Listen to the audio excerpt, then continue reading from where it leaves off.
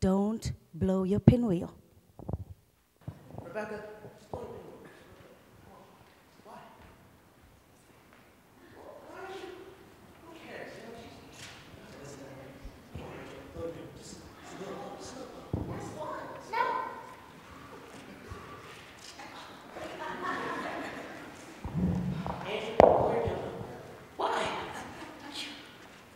Mommy said so? All right, fine. I get it. Nathan, why don't you blow your pinwheel? It's so fun. Y'all are boring. Did you guys listen to what I said? How many of you blew your pinwheel? Let me see your hands. None of you did? You all obeyed me when I was gone? You are wonderful kids. Today, I am going to tell you a story about obedience. What is obedience? Does everybody know what obedience is? I think so, because you all obeyed me very well today. Obedience is not to listen to somebody and do what they said to do. Just like Chico came up here and told you, go ahead and blow the pinwheel. Auntie's not here. She's not going to look at you. But you guys obeyed. This is a story taken from the Bible. The Bible has many, many stories about obedience. As a matter of fact, the Bible is filled with stories about obedience. And the story is taken from the book called Genesis. Genesis means the book of beginnings. This story is about Adam and Eve. God created Adam, and he made him perfect. He made him just like him. As a matter of fact, God was Adam's father, and God was so happy with Adam. And he did what? He went around and looked for a beautiful place on the east side and built a Garden of Eden. In that Garden of Eden, God made beautiful flowers, streams, hills, trees filled with fruits, and animals. There were animals like the giraffe, elephants drinking water where the alligators were. There was lions sitting down with lambs. They were all the animals together, and there was no fear in the Garden of Eden. How many of you have a favorite animal? So all of you have favorite animals, right? Can you imagine if you were in the Garden of Eden and you were with all these beautiful animals, where you can even touch a lion or touch a giraffe? You know what I would like to touch? I would love to touch a dinosaur. That would be so cool, wouldn't it?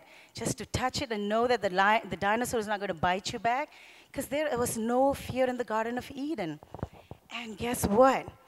Adam had the privilege of naming every animal there was.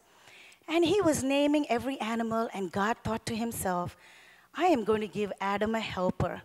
And he made Eve. And Eve was made for Adam to help him out. And Adam and Eve were so happy in the Garden of Eden. They went around eating fruits from every tree, smelling every flowers, looking at the butterflies, looking at the birds, counting and petting the animals. And guess what happened? They came to the center of the Garden of Eden, and there were two trees over there. One tree was named the tree of life, and the other tree was the tree of the knowledge of good and evil. And God told them that they could eat any fruit from every tree that was in there except the tree of the knowledge of good and evil. And Adam and Eve said, okay, we'll obey God. We have so much to eat. We're not going to worry about that. And they just went ahead, and they were very, very happy. But one day, guess what happened? Eve was wondering, I think she probably was thinking to herself, what is good?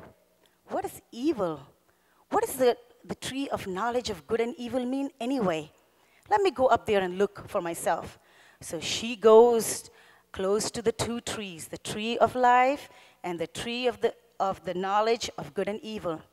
And when she sees the trees, she was amazed how many brilliant, colorful fruits were on these trees. And she said, wow, I wonder why God would not let me eat from the fruit. She didn't understand it then. And she said, well, I'm just going to obey God and I'm going to leave. And she turned around and she heard a sweet voice coming.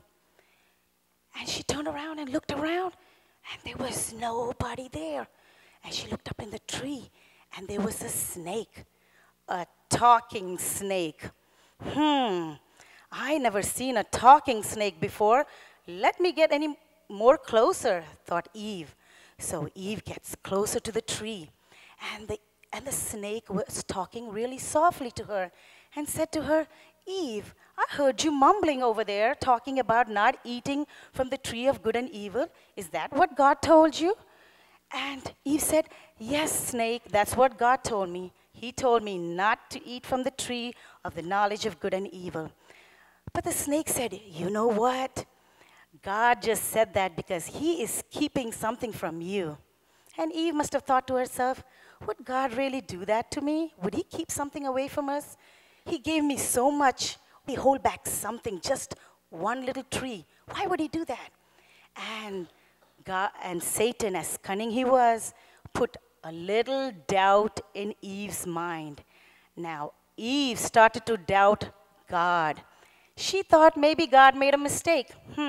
God must have just said that. He made a mistake. I think he won't mind if I take the fruit and eat it. I don't think he's going to mind. It's just a little fruit. And the snake was so clever. He told Eve in a very sweet voice that if you eat this fruit, you will become just like God. You will be able to see things like good and evil. The things that you did not know what it was, you will be able to find out what it was. And Eve thought to herself, and because Satan was so cunning, he put a doubt in her mind. Eve goes ahead and reaches for the fruit. She picks the fruit and she eats it. This is delicious, she thought. How could God keep such a beautiful, delicious fruit away from me, she thought. And then she said, you know what? Nothing happened to me. I did not die. Look at me. And Satan and the snake said, yes, you did not die. And what I wanted to tell you guys was the snake was Satan himself. Satan is the devil.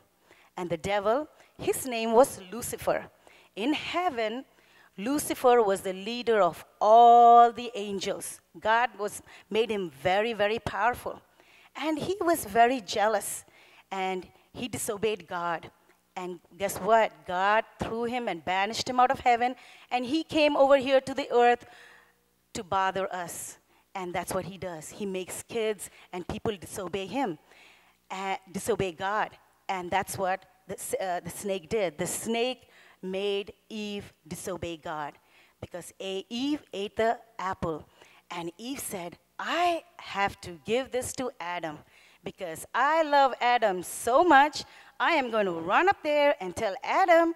And she runs and she sees Adam over there. Adam, Adam, see what I got. Adam was shocked. What did you do, Eve? That's not what you're supposed to be doing. God told us not to do that. Why did you do that? Eve said, look at me, Adam. I did not die. I am still alive. Go ahead and taste it. And Adam loved Eve so very, very much that he tasted the fruit. And guess what? All of a sudden, fear came into their hearts. They were afraid. They wanted to run and hide. But there was no fear before. They never felt like that before. And they wanted to hide. And God came down and said, Adam, Eve, where are you? What were they doing? They were hiding. They were afraid. They got scared because they disobeyed God. And God was very, very loving person. He loved Adam and Eve. But then what he did, he put a curse between Satan and the children of Adam and Eve. And he said that the children of Adam and Eve and the children of Satan are always going to be at war with each other. They are always going to be at war. And the children of God, which is Adam and Eve's children, are going to destroy the children of Satan. And God will come. That's when God will come. And Adam and Eve were so happy about that promise that God is going to forgive them one day, and their children is going to destroy the children of Satan.